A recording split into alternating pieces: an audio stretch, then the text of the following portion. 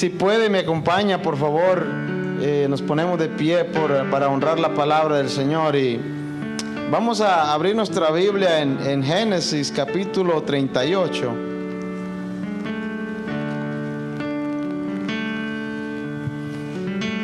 Génesis capítulo 38.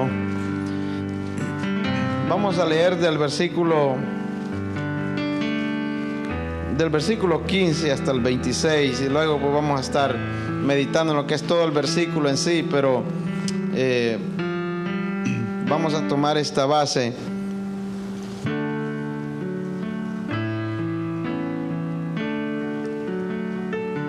Lo tenemos todo, Génesis 38, el versículo 15 hasta el 26, y le damos lectura a la palabra del Señor, siempre honrando a nuestro Dios Trino, y dice de la siguiente manera, amén.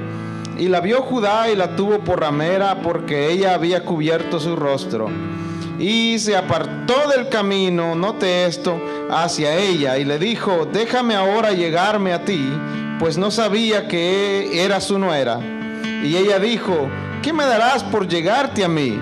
Él respondió: yo te enviaré del ganado un cabrito de las cabras. Y ella dijo: dame una prenda hasta que lo envíes. Entonces Judá dijo: ¿qué prenda te daré? Ella respondió: tu sello, tu cordón y tu báculo que tienes en tu mano.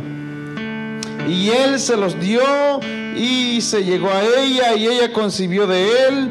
Luego se levantó y se fue y se quitó el velo de sobre sí y se vistió la ropa de su viudez. Y Judá envió el cabrito de las cabras por medio de su amigo el adulamita, para que éste recibiese la prenda de la mujer, pero no la halló. Preguntó a los hombres de aquel lugar diciendo: ¿dónde está la ramera de Enaim junto al camino? Y ellos le respondieron: no ha estado aquí ramera alguna. Entonces él se volvió a Judá y dijo: no la he hallado. Y también los hombres del lugar dijeron: aquí no ha estado ramera. Y Judá dijo: tómeselo para sí, para que no seamos menospreciados. He aquí, yo he enviado este cabrito y tú no la hallaste. Sucedió que al cabo de unos 3 meses fue dado aviso a Judá diciendo: Tamar tu nuera ha fornicado y ciertamente está encinta a causa de las fornicaciones. Y Judá dijo: sacadla y sea quemada. Pero ella, cuando la sacaban, envió a decir a su suegro: del varón cuyas son estas prendas, estas cosas, estoy encinta. También dijo: mira ahora que de quién son estas cosas, el sello, el cordón y el báculo. Entonces Judá lo reconoció y dijo: más justa es ella que yo, por cuanto no la he dado a Sela mi hijo, y nunca más la conoció. Amén. Padre bueno, muchas gracias, Señor. Padre, gracias por tu palabra esta tarde, Señor. Gracias, Dios mío. Te ruego, Señor, que prepares nuestra vida, Señor, que podamos abrir nuestro corazón, Dios mío, esta tarde. Señor, que nuestros oídos estén atentos, Señor. Padre, en esta hora, Dios mío, simplemente úsame como un instrumento, Señor. Quítame de en medio, Señor. Dios mío eterno, escóndeme detrás de la cruz, oh Dios. Abre los oídos de cada uno de nosotros, Dios mío. Que mi palabra no sea la que se escuche, sino la tuya solamente, Señor. Que mi presencia no tenga ninguna importancia en este lugar, pero tu presencia, Señor, sea lo que realmente se mueva, Dios mío, en este lugar, Señor. Padre bueno, tú sabes lo que quieres hacer hoy esta noche. Yo te ruego, Señor, que nos incomodes, oh Dios, y que nos saques del lugar de confort donde nos hemos metido, Señor. Que nos sacudas un poco, Dios mío eterno. Dios mío, tú conoces nuestra condición, oh Dios. Gracias por hablarnos a tiempo, Señor. Dios mío, úsanos, usa mi vida, Señor. como tú quieres usarla, Señor, y permítenos, Dios mío, recibir tu palabra, Señor. Ser, Dios mío, receptores hoy esta tarde, Señor, en el nombre de Jesús. Amén y amén. Muy bien, gracias a Dios. Pueden tomar asiento. Acá tenemos una historia bien interesante. Puede leer todo el versículo, todo el capítulo 38. Pero esa es un tanto curioso cómo está puesta esta historia en medio de otra historia. Amén. El pastor predicaba hace unos fines de semana acerca de José, ¿verdad? Nos recordamos. Y todos estos capítulos, el 36, 37, el 39, hablan de José. Y cómo fue vendido por sus hermanos, cómo fue maltratado por sus hermanos, cómo llegó a Egipto, cómo lo quiso seducir la esposa de Potifar. Y vemos una historia de pureza, una historia de fidelidad, una historia de cómo vemos la integridad de José. Cómo José se comportó en medio de la adversidad, en medio de la tentación, en medio de todas las cosas que le pasaron. Pero de repente, en medio de toda esta historia de una integridad tremenda, encontramos a Judá, que era hermano de José. También, pero vemos cómo Judá cambia el panorama de la historia y lo vemos a Judá coqueteando con el pecado, si podemos llamarle de esta forma. Y es exactamente de lo que yo quiero hablarles esta tarde: las consecuencias de coquetear con el pecado, las consecuencias cuando jugamos con el pecado. Y eso es exactamente, espero que aprendamos algo de esta historia de la vida de Judá en este preciso momento, que nos trae a relucir cosas muy importantes, y que debemos de saber que cada vez que nosotros coqueteamos con el pecado, vamos a recibir un pago. Nada es gratis, excepto la salvación. Amén. Pero cuando jugamos con el pecado, tengamos por seguro que vamos a tener un resultado. Tengamos nosotros la seguridad que vamos a tener consecuencias. Amén. Cuando nos acostumbramos a estar jugando con el pecado. Y esto es lo que le pasó a Judá. Para que entendamos un poco la historia, Judá dijimos que era de los hijos de Jacob, y él fue el que tuvo la idea de vender a José a los vendedores, a los mercaderes que iban para Egipto. Él tuvo la idea y se las dio a sus hermanos y lo vendieron. Llegaron a la casa de su padre y sabemos la historia, con la túnica bañada en sangre. Jacob lloró, lo consolaron, en aquella casa había luto. Y de repente entra el versículo 38 y dice: y aconteció que en aquel tiempo Judá se apartó de sus hermanos. Probablemente a Judá la conciencia lo remordía por lo que había sucedido con su hermano menor. Y también vivir en un hogar lleno de luto y de sufrimiento, quizás a él no le causaba un buen ambiente. Y empieza el 38 y dice: Judá se apartó de sus hermanos. Entonces este capítulo nos cuenta la historia de Judá, que es también un vivo ejemplo de un hombre que ignora las advertencias de Dios. Ahora, que la vida de Judá hoy nos sirva de ejemplo para no cometer los mismos errores. Debemos entender, para empezar, que el pecado siempre tiene su comienzo. El pecado siempre tiene un comienzo. No es que uno va caminando y de repente cayó en el pecado. El pecado nace en el corazón, se procesa antes de que dé a luz.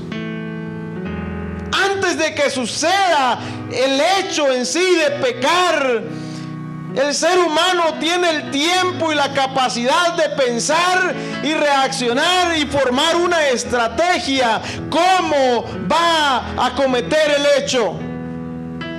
Y eso nos debe dar tiempo también para reaccionar a tiempo y frenar nuestros pies de caer en las garras del enemigo. Eso nos debe dar el tiempo suficiente y una luz roja, una sirena que nos suene y que nos dé a entender que vamos en el camino equivocado. El pecado siempre tiene un comienzo y empieza a maquinar, empezamos a maquinar en nuestra mente. Y empezamos a escuchar la voz del enemigo más que la voz de Dios. Y empezamos a creer la mentira en lugar de la verdad. Y empezamos a querernos justificar a nosotros mismos y a decirnos todo va a estar bien. Nadie se va a dar cuenta. Si yo hago esto en secreto, nadie se va a dar cuenta. Un desliz, una metidita de pata, todo está bien. Todo tiene su consecuencia, todo tiene su principio. El pecado tiene un principio.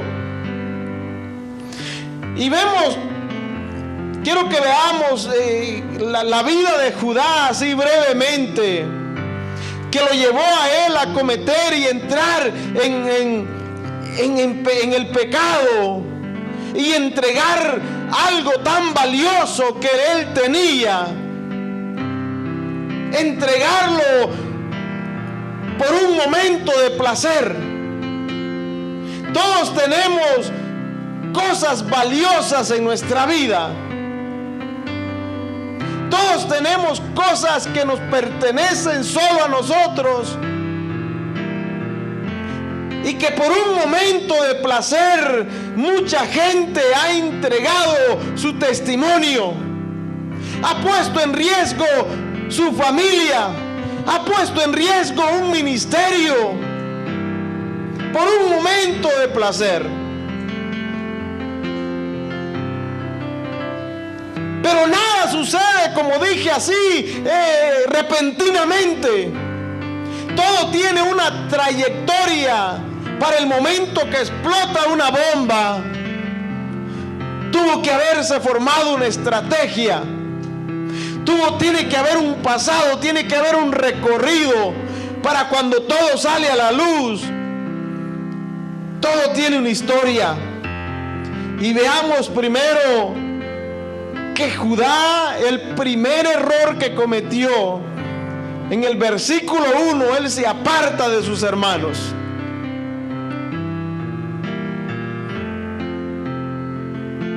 Primer error que Judá comete, y es que él se apartó de sus hermanos. No hay error más grande que apartarnos de nuestros hermanos. No hay error más grande que apartarnos de la iglesia, que dejar el lugar de seguridad, que dejar la familia que nos sostiene, que dejar el lugar donde nos alimentamos, que dejar el hueco familiar, que dejar el lugar donde tenemos apoyo, que dejar el lugar donde podemos venir y restaurarnos y llenarnos y saciarnos y juntos llevar las cargas juntos unos con los otros. Este es el lugar donde yo estoy seguro que ustedes me pueden ayudar a mí a llevar mis cargas. Este es el lugar donde yo estoy seguro que puedo llorar en el hombro de un hermano y contarle a alguien mis problemas, y estoy seguro que me van a levantar en oración, que me van a ayudar a levantarme, que me van a ayudar a caminar, que me van a ayudar a restaurar mi vida. El peor error que un cristiano puede cometer es abandonar a los hermanos, es abandonar la iglesia. Y ese fue un error que cometió Judá. Abandonó la familia, abandonó sus hermanos. Ahora, si lo ponemos del otro lado, abandonar nuestra familia, un error grave. Dejar nuestra familia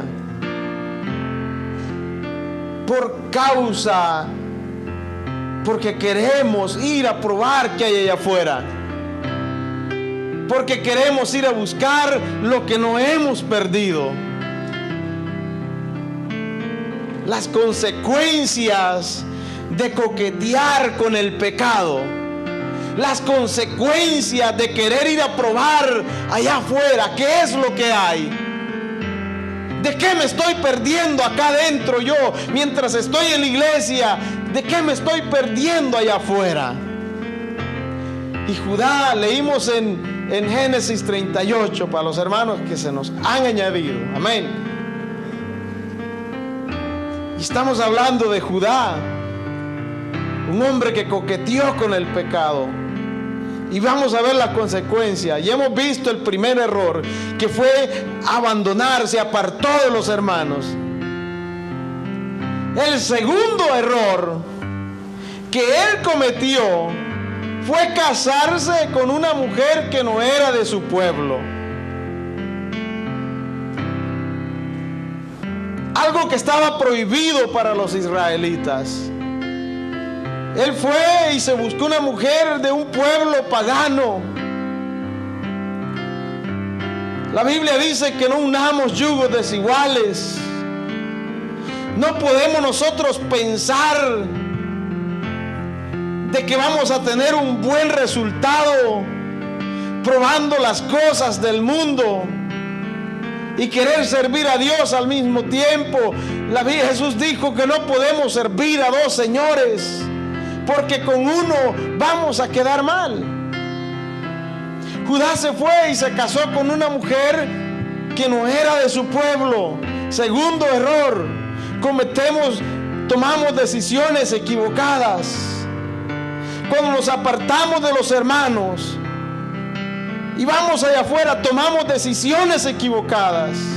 Decisiones que el día de mañana nos van a causar dolor, nos van a causar tristeza, nos van a causar muchas desilusiones. Tercer error, él falló en educar a sus hijos. Tuvo 3 hijos, dice la palabra del Señor. El primero fue Onán y Sela. Se casó con Tamar. Ahora vamos a ir entendiendo la historia. Judá sale de sus hermanos, se casa con una mujer que no era de su pueblo. Ellos tienen 3 hijos. El mayor se casa con Tamar, pero la Biblia dice que hizo lo malo delante de Dios y Dios lo mató. Y según las reglas judías, como el hijo no dejó descendencia, el siguiente hijo tenía que casarse con la viuda y levantarle descendencia al primer hijo, al primogénito. Y allí entra en escena Onán. Se casó con Tamar, que quedó viuda de Pero él no quiso levantar descendencia con ella, porque la descendencia no iba a ser de él, sino de su hermano que había fallecido. Y Dios se molestó con Onán, porque no quiso levantar descendencia, y lo mató también. Judá falló en educar a sus hijos. La importancia, hermanos, también vemos acá la importancia de educar a nuestros hijos, de guiar a nuestros hijos y crecerlos de acuerdo a los principios bíblicos. Que nuestros hijos conozcan la palabra de Dios. Yo hablaba con Josué un día de estos, esta semana, y le recordaba a él la importancia que él tenga una relación directa con Dios.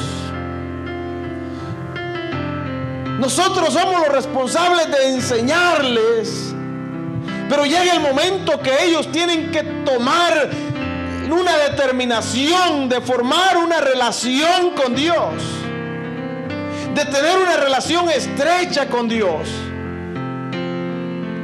Judá falló en educar a sus hijos.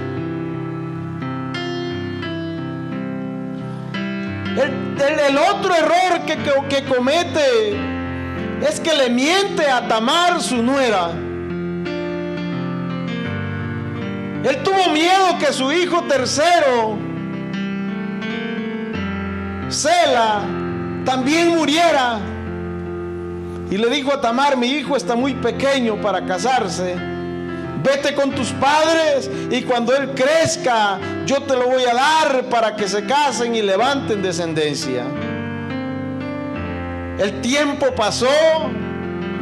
Tamar se fue con sus padres. Judá se quedó. Sela creció. Pero jamás nunca Judá se lo entregó a Tamar.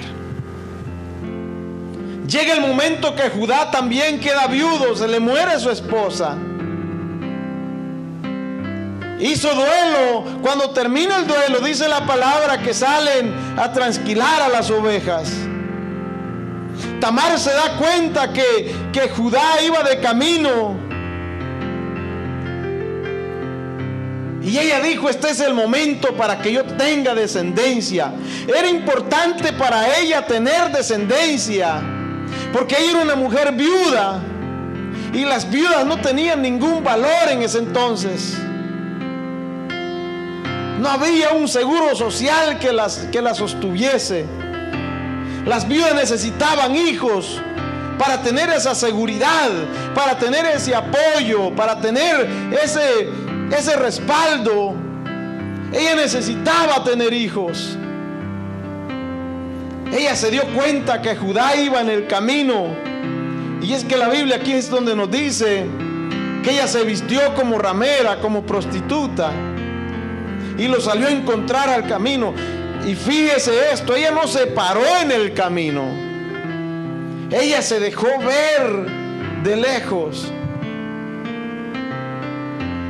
Y es acá donde el 16 que leímos dice que Judá se apartó del camino.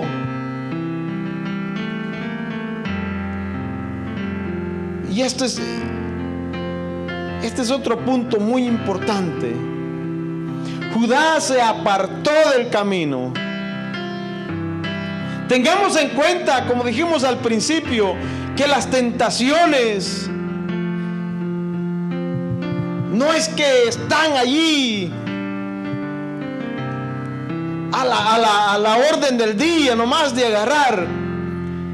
Llegan tentaciones a nuestra vida, pero para caer en la tentación es necesario que nos apartemos del camino.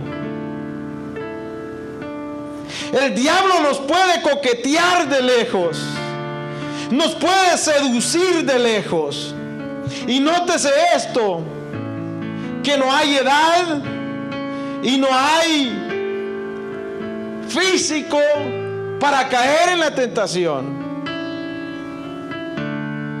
Quiero que se grabe bien esto hoy. Usted puede tardar 50 años en construir su testimonio, pero lo puede perder en 5 minutos.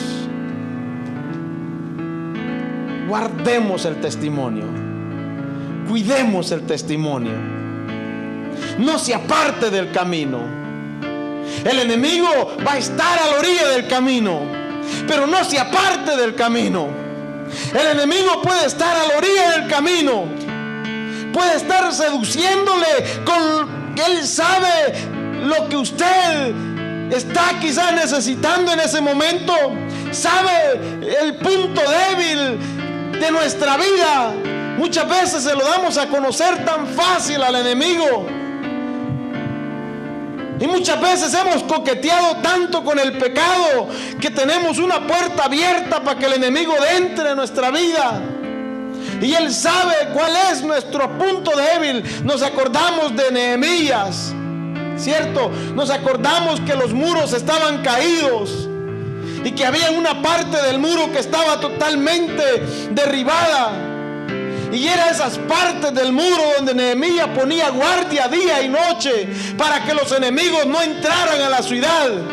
Usted y yo como cristianos debemos hacer un examen en nuestra vida y examinar los muros de nuestra vida, y las áreas que están caídas debemos de levantarlas, pero mientras trabajamos debemos de estar en guardia día y noche para que el enemigo no tenga acceso a nuestra vida, para que el enemigo no pueda entrar a nuestra habitación, para que el enemigo no pueda entrar a nuestra familia, a nuestra mente, a nuestro corazón. Debemos de cerrarle las puertas al enemigo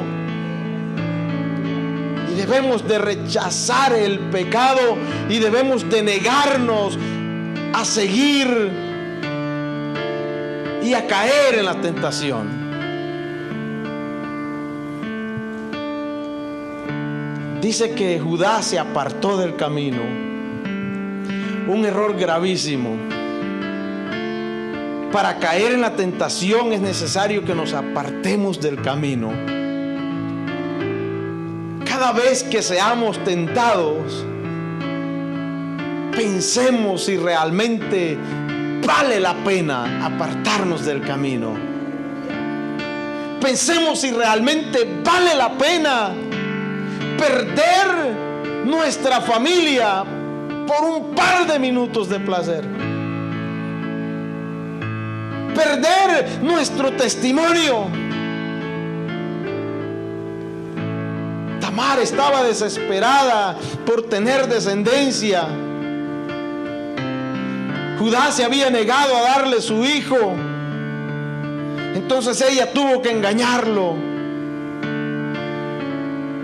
Se cree que Judá estaba acostumbrado a frecuentar rameras, y lo vemos porque de la manera tan fácil en la que cayó. Cuando coqueteamos con el pecado, se nos hace fácil caer en la tentación. El enemigo no tiene que hacer un esfuerzo extra para hacernos caer, porque estamos acostumbrados a coquetearle todos los días. Estamos acostumbrados. Es más, a mí me encanta el pasaje de Isaías cuando dice que el yugo se pudrirá a causa de la unción. El yugo fue hecho para los animales, para los bueyes. Y sabe, lo curioso del caso es que el yugo controla la dirección, controla el comportamiento. Y lo curioso del caso es que los animales se acostumbran a estar cargando el yugo. Los bueyes, ellos piensan que nacieron para ser enyugados todos los días. Yo me acuerdo que mi abuelo tenía bueyes, y en la mañana, cuando tenía que ser hora de ir a trabajar, esos bueyes se les abría el portón para que salieran donde se les ponía el yugo. El yugo se dejaba levantado a una altura, y estos animales en la mañana venían y se metían debajo del yugo. Ya no había que hacer un esfuerzo en levantar el yugo y ponérselo sobre sus cuellos, sobre sus cabezas. Ellos estaban tan acostumbrados a cargar el yugo que ellos solos se metían debajo. Y eso me da a entender a mí que hay muchos cristianos viviendo bajo el yugo, y que el enemigo ni siquiera tiene que molestarse en tentarnos muchas veces, sino que cada mañana que nos levantamos como aquellos animalitos, vamos directos a meternos bajo del yugo, a volver al mismo pecado, a volver a la misma vida que hemos estado llevando, y a caer en los mismos errores que hemos caído siempre. El yugo controla nuestra dirección y controla nuestro comportamiento. Pero la Biblia dice que acontecerá aquel día, y esto me da a entender a mí que hay un día designado.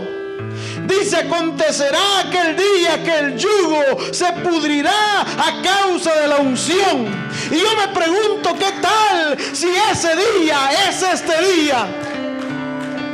¿Qué pasaría si ese día del que habla la Biblia es este día? Cualquiera que sea el yugo que esté controlando su vida, cualquiera que sea el yugo que esté controlando su dirección, cualquiera que sea el yugo que esté controlando su comportamiento, ¿qué tal si ese día es este día que el Señor ha diseñado para que se pudra a causa de la unción?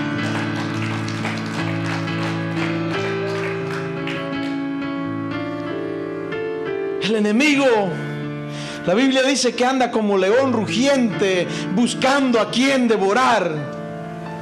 Y más cuando estamos acostumbrados a jugar con el pecado, se hace tan fácil de caer y volver a caer en los mismos errores, en las mismas tentaciones. Y ese era el caso de Judá. Cayó tan fácil. Y se le hizo tan fácil acostarse con una ramera, porque probablemente eso era algo que él lo acostumbraba a hacer. Ya no pensó dos veces. Pero tengamos en cuenta algo, para ir terminando,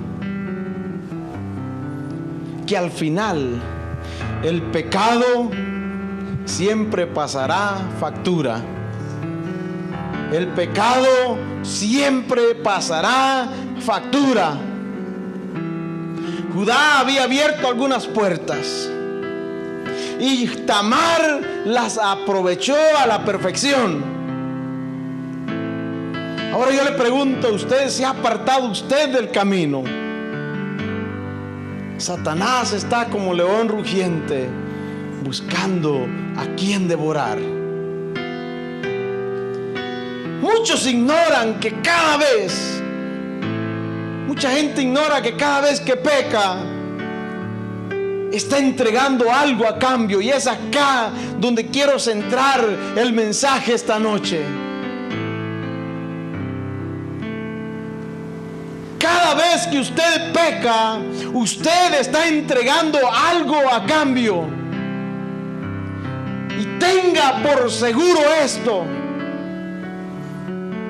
Y hay que tener un gran cuidado, porque nada es gratis, dije al principio, excepto la salvación. Y cuando pecamos, algo se nos va a demandar. Y acá entra lo principal de esta historia.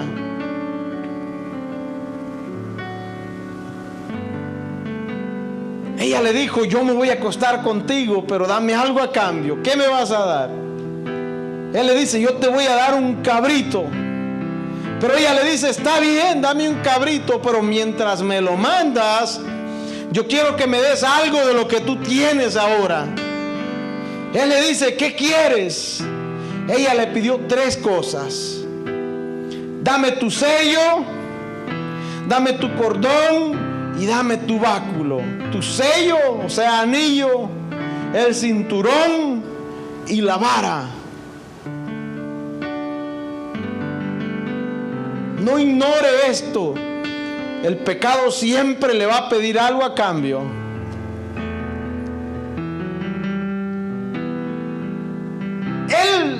Judá sabía lo que estaba entregando, pero no le importó entregarlo, porque su mente estaba más enfocada en complacer los deseos de la carne que en poner atención a lo que estaba entregando en manos de una ramera, en lo que estaba dando a cambio, con tal de tener la satisfacción que él quería tener, con tal de tener el placer que él quería tener. Él sabía perfectamente lo que estaba entregando, pero no le importó. Creía que él fácilmente lo podía recuperar. Y eso es lo que pasa cuando la gente se acostumbra a jugar con el pecado. Muchas veces creemos que fácilmente vamos a recuperar nuestra vida y que todo va a quedar simplemente en una acción y nada más va a pasar. Ojo, que todo sale a la luz. La Biblia dice que no hay nada que no haya de ser descubierto. Todo sale a la luz. Entregó el sello. Quiero que veamos estas tres cosas detenidamente. Entregó el sello, el cinturón y la vara. Vamos a empezar con el sello. El sello era un anillo, se podía dar en el dedo o guindado en el cuello. El sello tenía una inscripción única de cada persona. El sello tenía una inscripción única. Y como dije, regularmente era un anillo o se guindaba acá en el cuello. El sello servía para autorizar documentos. Judá comprometió y arriesgó las propiedades y su futuro. Entregando el sello, Judá puso en riesgo las propiedades que él tenía y también puso en riesgo su futuro. Muchos al jugar con el pecado ponen en riesgo su futuro. El futuro está determinado por las decisiones, ya sea pecado o por los éxitos del presente. Y cuando coqueteamos con el pecado y no nos importa entregar el sello a cambio, estamos poniendo en riesgo nuestro futuro. Estamos poniendo en riesgo nuestra familia. Estamos poniendo en riesgo lo que nos pertenece solo a nosotros, la integridad de nosotros.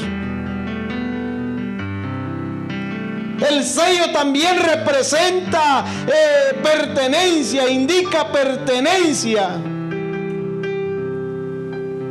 El sello en las manos de una ramera implicaba que ahora el dueño del sello también tenía dueño. Y la Biblia dice que el que practica el pecado, esclavo es del pecado. Al Judá entregar el sello en manos de una ramera, ahora esto indica que Judá también tenía dueño. Cuando entregamos nosotros en nuestra pertenencia en manos del pecado, en manos del enemigo, ahora somos esclavos del pecado. El que practica el pecado, esclavo es del pecado. El sello también registra autenticidad. Es algo auténtico, algo patente, un sello. Es algo único. Es una firma. ¿Se acuerdan las partidas auténticas? es algo poderoso, algo que tiene valor. Y cuando jugamos con el pecado, comprometemos la autenticidad. La autenticidad quiere decir que algo es legítimo, que no es copia, que no es fotocopiado. Y cuando jugamos con el pecado, ponemos también en riesgo la autenticidad. Y es allí donde surgen muchas personas religiosas que se acostumbran a vivir de las apariencias, que se acostumbran a esconderse detrás de la máscara de una religión, que se acostumbran nomás a vestirse bien y ir a la iglesia en los días de servicio y aparentar que todo está bien, pero han entregado en manos del pecado la autenticidad. Han puesto en fuego y han coqueteado con el pecado. Ahora ya no hay nada auténtico.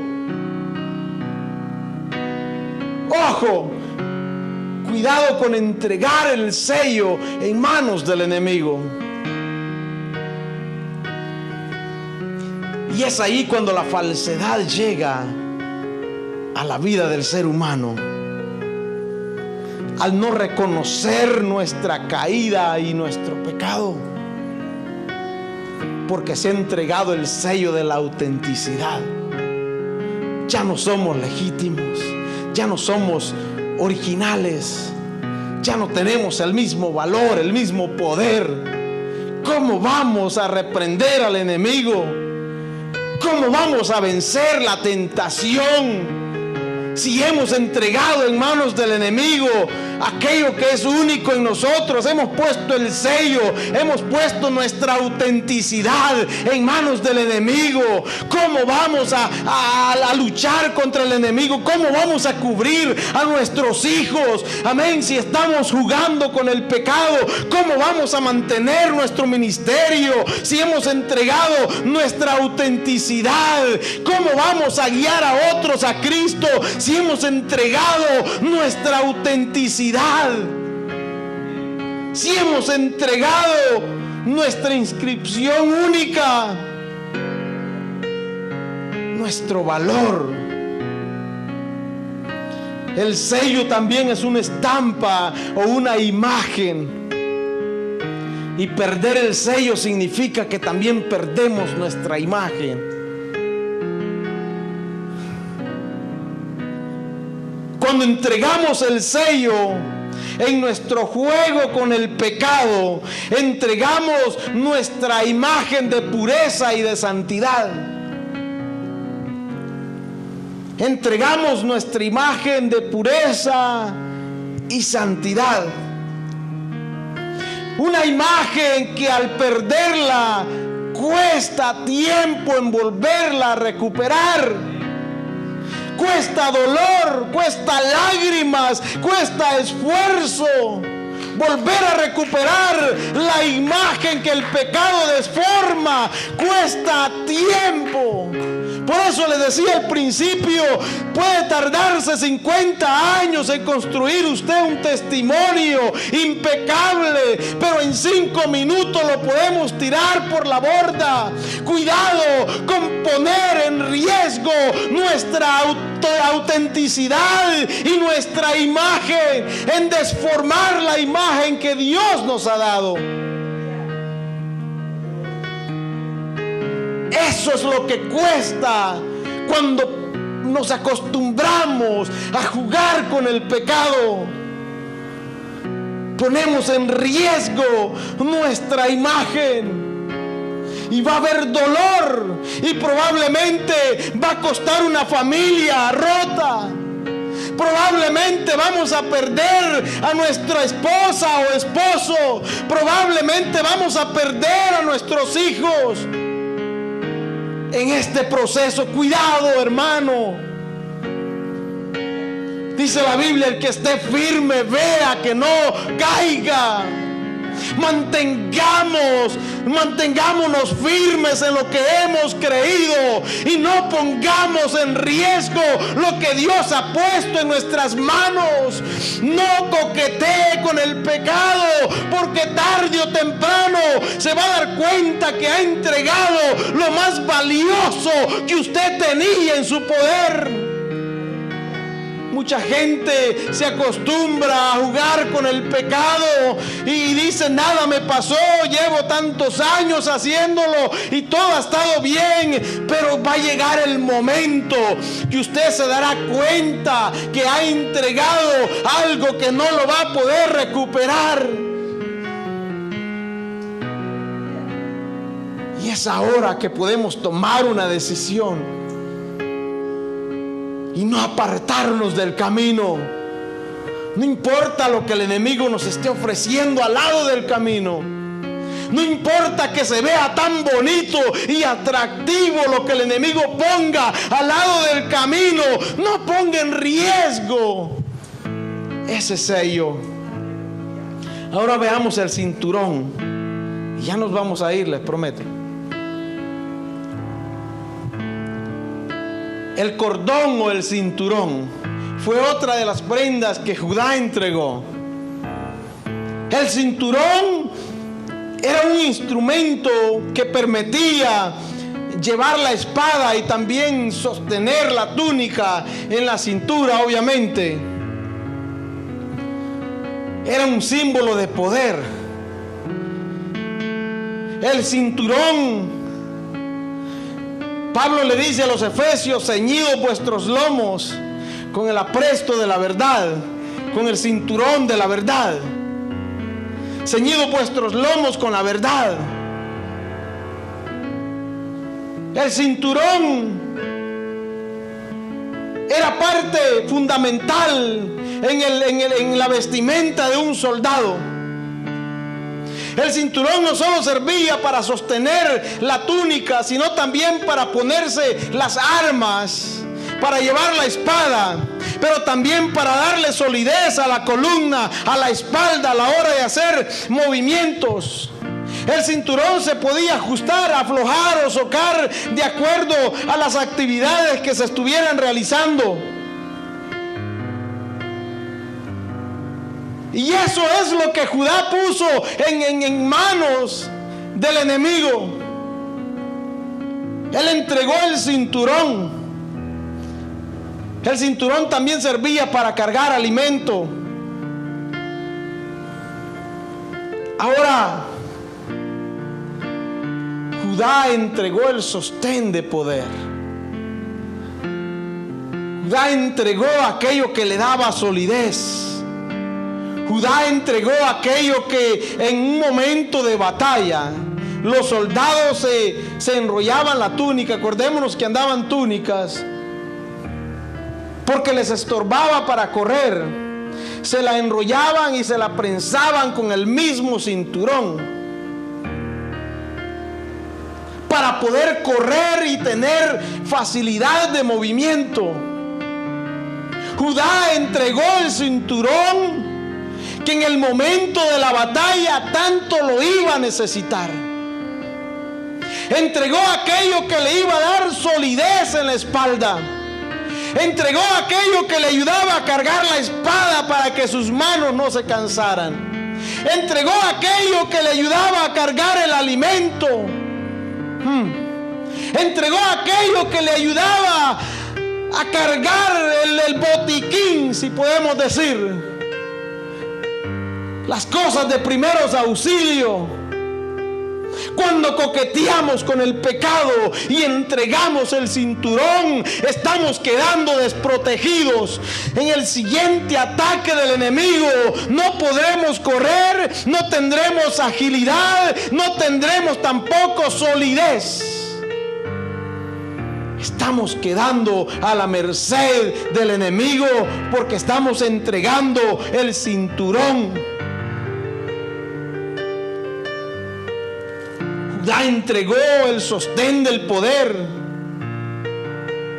Eso fue lo que entregó también Sansón. ¿Se acuerdan de Sansón? cuando le reveló el secreto a aquella mujer filistea. Entregó el sostén de poder, aquello que lo sostenía, aquello que lo mantenía firme, aquel secreto que solo él sabía. Cuando coqueteamos con el pecado,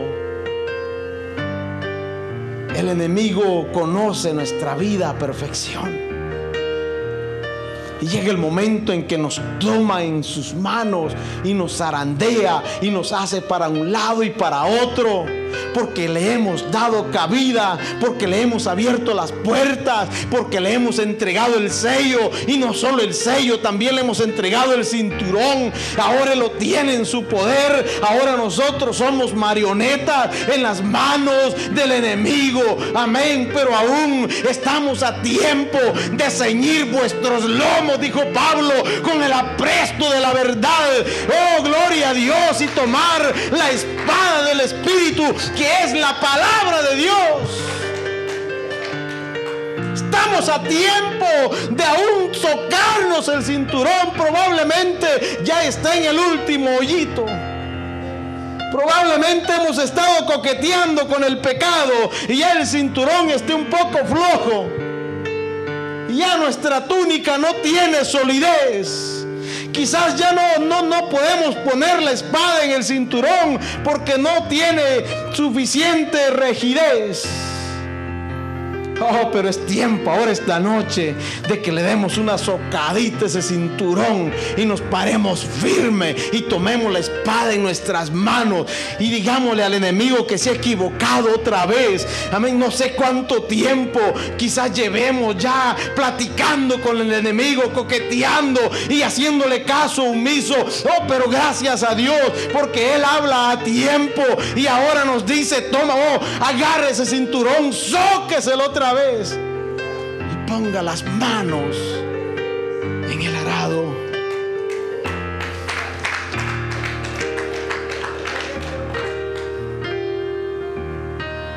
El movimiento era indispensable en la guerra y para eso se necesitaba el cinturón.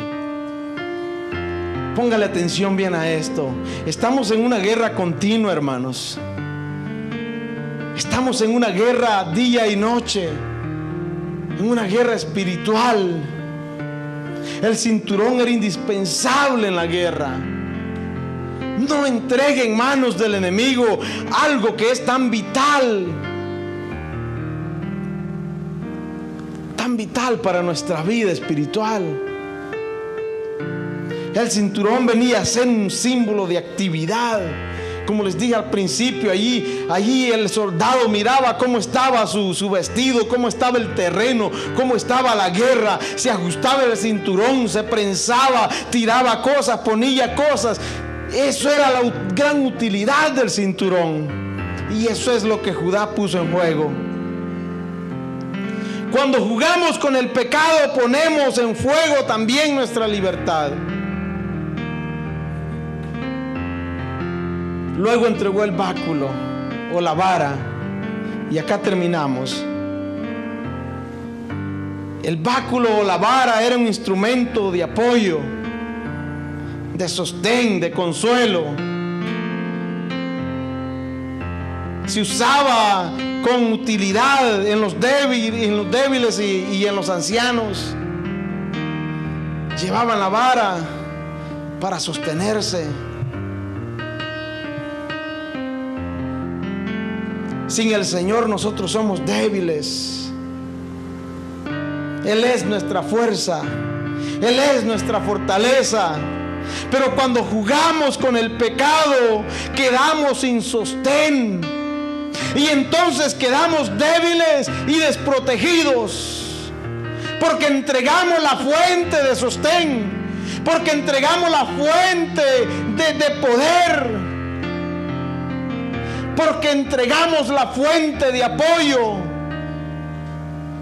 El báculo también era símbolo de autoridad. Judá quedó sin autoridad delante de su nuera al entregar su vara. Así también nosotros quedamos sin autoridad cuando entregamos el báculo en manos del enemigo. Cuénteme usted cómo va a reprender al enemigo cuando hemos entregado en sus manos la autoridad. Cuénteme usted cómo va a contrarrestar los ataques del enemigo cuando hemos quedado sin autoridad para hacerlo. ¿Con qué cara vamos a llegar a reprender al enemigo cuando acabamos de estar jugando con él? ¿Con qué carácter vamos a llegar a reprender al enemigo y hacerle la guerra al enemigo cuando hemos estado coqueteando con él? Hemos entregado en sus manos la autoridad. Ya no hay nada serio en nosotros. Amén. El báculo también era símbolo de protección personal. En el tiempo de peligro también se usaba el báculo.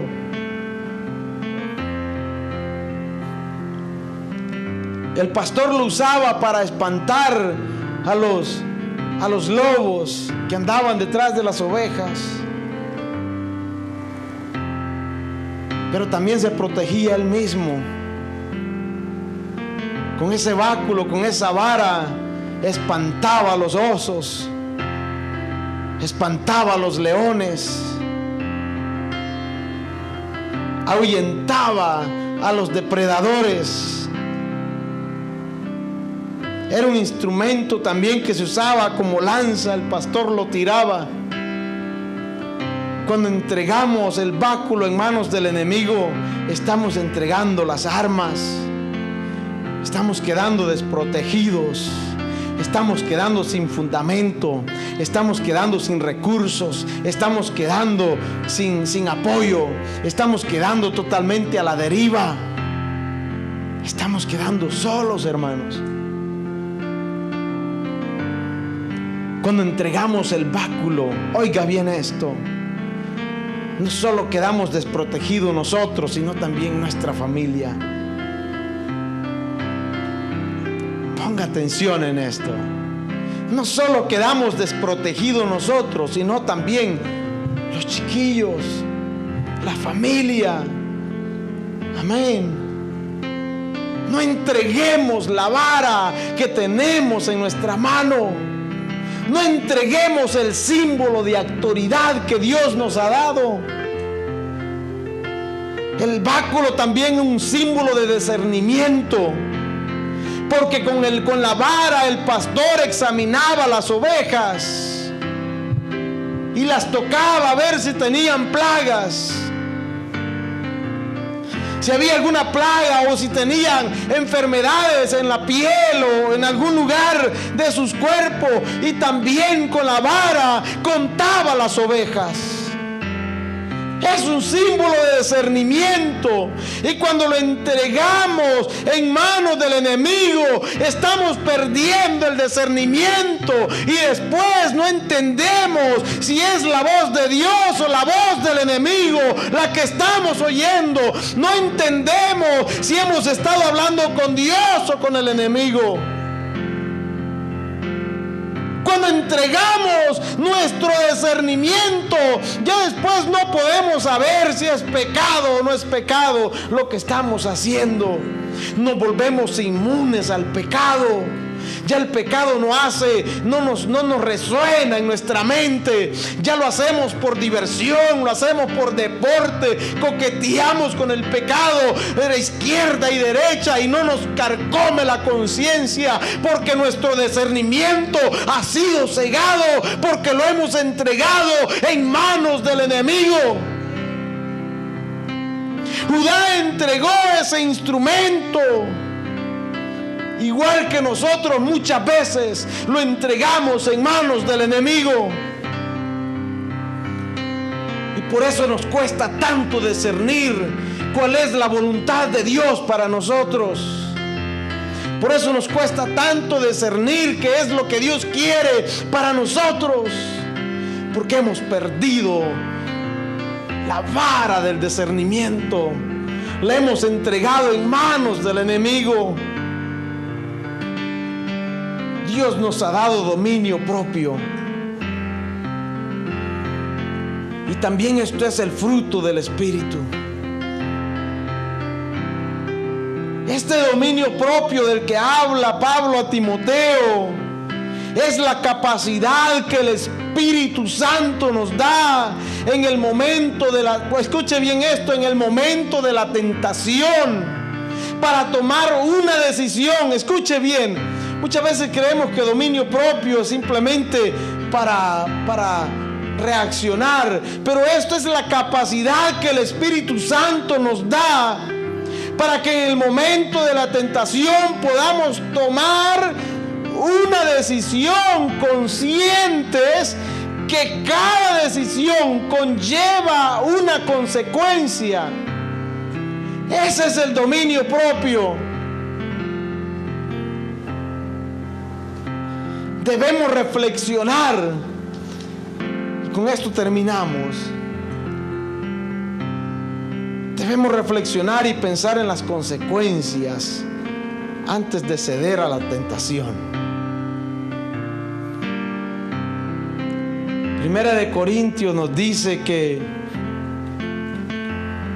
dice la Biblia, que no nos ha sobrevenido ninguna tentación que no sea humana, pero fiel es Dios, que no os dejará ser tentados más de lo que podéis resistir, sino que dará también juntamente con la tentación la salida para que podáis soportar. Si nos ponemos de pie, por favor, si me ayuda, vamos a orar.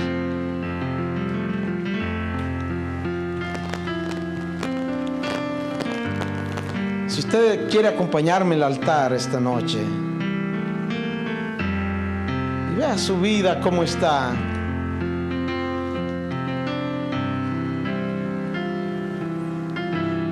probablemente necesitemos recuperar algunas cosas en nuestra vida. Probablemente necesitamos y necesitamos pararnos firmes y veamos en qué áreas hemos estado jugando muchas veces con el pecado. No entreguemos lo más preciado que tenemos. No pongamos nuestra vida en riesgo.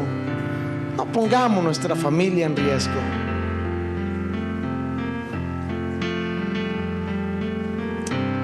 Quiero que ore usted ahí donde está y ábrale su corazón al Señor. Acá no nos confesamos delante de unos con otros, pero sí con Dios.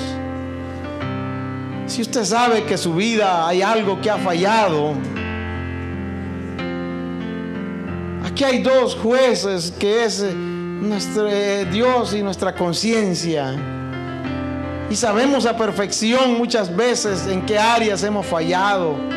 Y sabemos perfectamente las áreas en las cuales el enemigo está haciendo estragos en nuestra vida y nosotros seguimos coqueteando con él todos los días. Quiero que sea honesto esta tarde, no conmigo, sino con Dios y con usted mismo. Y vea su vida, dele una repasadita a su vida y ve esas áreas que usted dice, yo de verdad necesitan ser restauradas. Vea los muros de su vida y diga, este es el portillo que tengo abierto y el enemigo está entrando y saliendo y está haciendo estragos en mi vida. No puedo tener tranquilidad, no puedo tener paz, no puedo tener la alegría de ser salvo, la alegría de ser cristiano. No me puedo gozar como una vez lo hice en la iglesia. No siento el gozo, no siento la felicidad. Algo está pasando en mi vida que ya no lo siento. Identifique por favor esas áreas en su vida hoy esta tarde y entrégueselas a Dios, que Él es justo y fiel para perdonarnos y para libertarnos. Gracias por ser parte de nuestra audiencia a través de estos Padre medios bueno, de comunicación. muchas gracias, Señor. Esperamos que este mensaje haya sido de bendición para su vida, así como lo fue también para nosotros. Estamos en el estado de Carolina del Sur, en las ciudades de Lancaster, Indian Land y Rock Hill. Si necesita oración, consejería o en lo que le podamos servir, estamos aquí para servirle. Será un honor poderle asistir en todo lo que sea posible para nosotros. Dios les bendiga.